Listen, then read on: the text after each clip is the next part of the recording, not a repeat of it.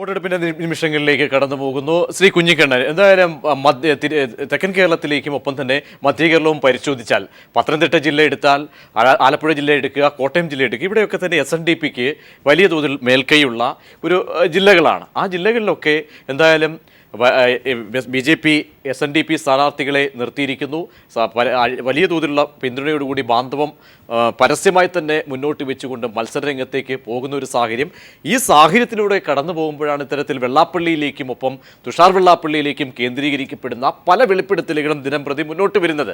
ഈ സാഹചര്യങ്ങളൊക്കെ തിരിച്ചറിയാനുള്ള, വിശകലനം ചെയ്യാനുള്ള, വിവക്ഷിക്കാനുള്ള എന്തായാലും ബോധമൊക്കെ തന്നെ ശ്രീനാരായണീയർക്ക് ഉണ്ട്. അതുകൊണ്ട് തന്നെ എന്തായാലും വലിയൊരു അഭിമാന പോരാട്ടമാണ്, ജീവൻ മരണ പോരാട്ടമാണ് SNDPയെ സംബന്ധിച്ചിടത്തോളം. അതുകൊണ്ട് തന്നെ ഇതൊക്കെ ഏത് രീതിയിൽ പ്രതിഫലിക്കപ്പെടും തെരഞ്ഞെടുപ്പിൽ? ഈ വെളിപ്പെടുത്തലൊക്കെ ഇന്നത്തേക്ക് വേണ്ടി മാത്രമാണ്. നാളെ അതുണ്ടാകുമോ എന്ന് പറയാൻ പറ്റത്തില്ല. കാരണം ഇപ്പോൾ ഏറ്റവും ഒടുവിലായി പീപ്പിൾ TV പുറത്തുവിട്ട അഭിമുഖം ഉണ്ടല്ലോ, അതൊരു പ്രതിയുടെ വാക്കുകളാണിപ്പോൾ കേട്ടത്.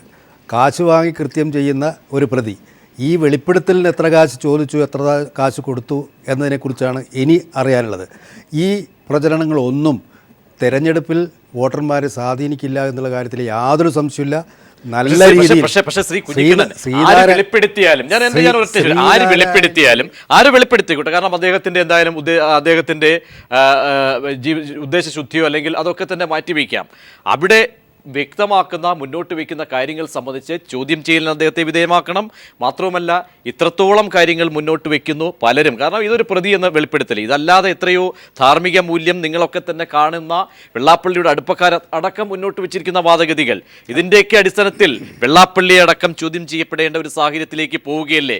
സത്യം വ്യക്തമാകണം. സംശുദ്ധിയുടെ അഗ്നിശുദ്ധി നേടി വെള്ളാപ്പള്ളി അടക്കം പുറത്തു വരണമാണെന്ന് ഒരു പക്ഷേ പൊതുമണ്ഡലത്തിലെ മൊത്തത്തിലുള്ള ആഗ്രഹം. അതിനുള്ള ഒരു വഴിമരുന്നല്ലേ ഇതടക്കം ഇന്ന് പൊതുമണ്ഡലത്തിലേക്ക് വരുന്ന ഇത്തരം വെളിപ്പെടുത്തലൊക്കെ? ആ രീതിയിൽ കാണുകയല്ലേ വേണ്ടത്? ആരോപണങ്ങൾ ധാരാളം വരും. പ്രത്യേകിച്ച് 10-13 വർഷം മുമ്പ് നടന്ന ഒരു സംഭവത്തിൻ്റെ വെളിപ്പെടുത്തലാണ് ഇപ്പോൾ. എത്ര വൈകിയാലും കുഴപ്പമില്ല. പക്ഷേ ഈ കാലം അത്രയും ഐക്യമുന്നണിയും ഇടതുമുന്നണിയും കേരളം ഭരിച്ചപ്പോഴും ഇങ്ങനെയുള്ള ആരോപണങ്ങളുണ്ടായിരുന്നു. ആ ആരോപണങ്ങളെക്കുറിച്ച് അന്വേഷിച്ച് നടപടി സ്വീകരിക്കാനുള്ള ഒരു ധാർമ്മിക മര്യാദ പാലിക്കാത്തവരാണ് ഇപ്പോൾ ഇത് വലിയൊരു ആഘോഷമായി നടന്നത്. അത് വോട്ടെടുപ്പിനെ ലക്ഷ്യം വെച്ചുകൊണ്ട് മാത്രമാണ്. BJPയും അതുപോലെ തന്നെ SNDP യോഗവും ചേർന്നാൽ വലിയൊരു പരിവർത്തനം കേരള രാഷ്ട്രീയത്തിൽ ഉണ്ടാക്കാൻ സാധിക്കും എന്നുള്ള തിരിച്ചറിവാണ് ഇപ്പോൾ ഈ വെടിപൊട്ടിക്കാൻ കാരണം. അത് വെറും പൊയ്വെടി എന്ന് തന്നെ പറയാം. അതാണ് സംഭവിക്കുന്നത്.